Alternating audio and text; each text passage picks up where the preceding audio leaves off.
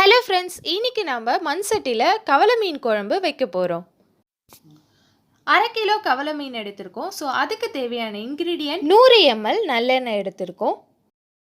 அடுத்து 1 ஸ்பூன் கடுகு, 1/4 ஸ்பூன் வெந்தயம், 1 பச்சை மிளகாவை 2ஆக கட் பண்ணி எடுத்திருக்கோம், 1 பூண்டு, கருவேப்பிலை கொஞ்சம், 100 சின்ன வெங்காயம், 2 பெரிய வெங்காயம் எடுத்திருக்கேன்.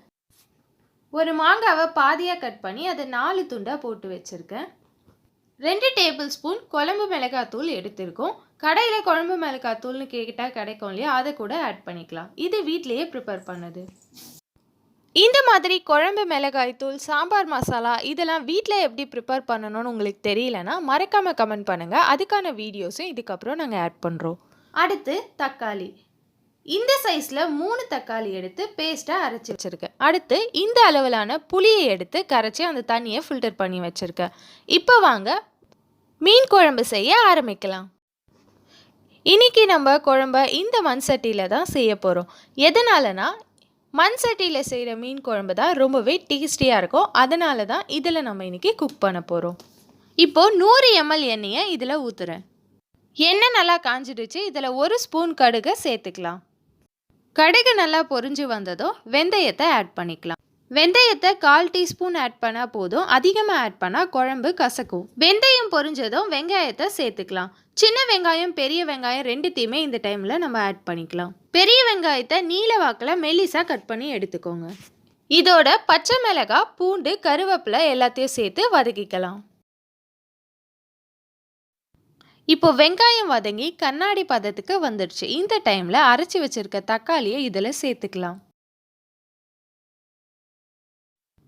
இந்த மாதிரி தக்காளியை அரைச்சி ஊற்றுறதுனால குழம்பு திக்காகவும் இருக்கும், டேஸ்ட்டாகவும் இருக்கும். உங்கள் வீட்டில் குழந்தைங்க தக்காளியெல்லாம் தனியாக எடுத்து வச்சு சாப்பிட்டாங்கன்னா இந்த மாதிரி பண்ணி கொடுத்தீங்கன்னா அதை அவாய்ட் பண்ணலாம். 3லேருந்து 4 நிமிஷம் வரைக்கும் மீடியம் ஃப்ளேமில் தக்காளியை நல்லா வதக்குனதுக்கப்புறம் மாங்காவை இதில் சேர்த்துக்கலாம். மாங்காய் ஆப்ஷனல் தான், உங்களுக்கு பிடிக்கும்னா சேர்த்துக்கலாம். மிளகாத்தூள் சேர்த்து 1 நிமிஷம் நல்லா வதக்கிட்டு 1/2 டீஸ்பூன் மஞ்சள் தூள் சேர்த்துக்கிறேன். மஞ்சள் தூள், மிளகாத்தூளோட பச்சை வாசனை போனதுக்கப்புறம் புளி கரைசலை இதில் சேர்த்துக்கிறேன். இந்த டைமில் உப்பு சேர்த்துக்கலாம். நான் இன்னைக்கு கல்லுப்பு தேவையான அளவு சேர்த்துக்கிறேன்.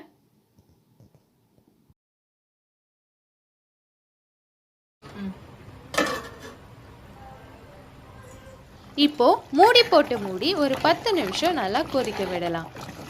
இந்த 10 நிமிஷத்தில் நடுவில் ஒரு 2 வாட்டி மூடியை எடுத்துட்டு கிண்டி விட்டுக்கோங்க. அப்போ தான் அடி பிடிக்காமல் இருக்கும். இப்போ 10 நிமிஷம் ஆயிடுச்சு. குழம்பு நல்லாவே கொதிச்சு வந்திருக்கு. இப்போ ஸ்டவ்வை சிம்மில் வச்சுட்டு மீனை ஆட் பண்ணிக்கலாம்.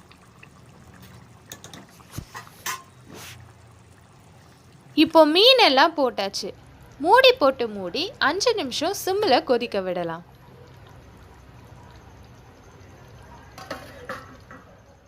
அவ்வளோதான், மீன் குழம்பு ரெடி.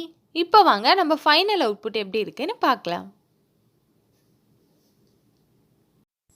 பார்க்குறதுக்கும் சாப்பிட்றதுக்கும் செம்மையாக இருக்கிற இந்த மீன் குழம்பை நீங்களும் வீட்டில் ட்ரை பண்ணி பார்த்து எப்படி இருந்துச்சுன்னு கமெண்ட் செக்ஷனில் ஷேர் பண்ணுங்கள்.